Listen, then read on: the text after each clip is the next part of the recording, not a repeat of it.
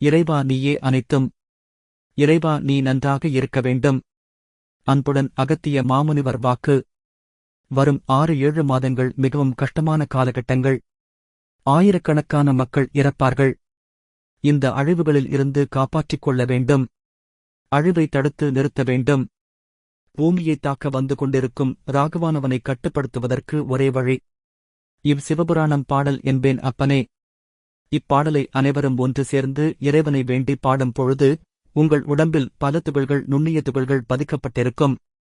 இவ்வாறாக மக்கள் அனைவரும் ஒன்று கூடிக்கூட்டு பிரார்த்தனை செய்யும் பொழுது, சிவபுராணம் பாடும் பொழுது உங்கள் வாய் வழியாக மேல் நோக்கி சென்று உங்கள் எண்ணங்கள் இந்த நேர்மையாக இருந்து இந்த பாடலை பாடும் பொழுது இந்த பாடலின் அலைவரிசை மேல் நோக்கி சென்று கிரகங்களில் விசையோடு மோதி சில கிரகங்களின் தாக்கும் சக்தியை கட்டுப்படுத்தும். அனைவரும் ஒன்றாக நிச்சயமாக இப்படி தியானங்கள் செய்ய வேண்டும்.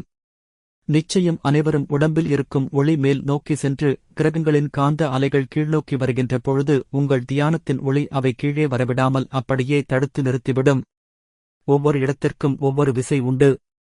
பாவத்தை நசுக்கும் பாபநாசத்தில் இவ்வாறு அனைவரும் ஒன்று கூடிக்கூட்டு பிரார்த்தனை சிவபுராணம் பாடினால், தியானங்கள் செய்தால் மக்களுக்கு நடக்கும் அழிவுகள் குறைக்கப்படும். அடுத்து திருவண்ணாமலையில் செய்ய வேண்டும். ஓம் அன்னை லோபாமுத்ரா உடனுரை தந்தை அகத்திய மாமுனிவர் திருவடிகளில் சமர்ப்பணம். சர்வம் சிவார்ப்பணம்.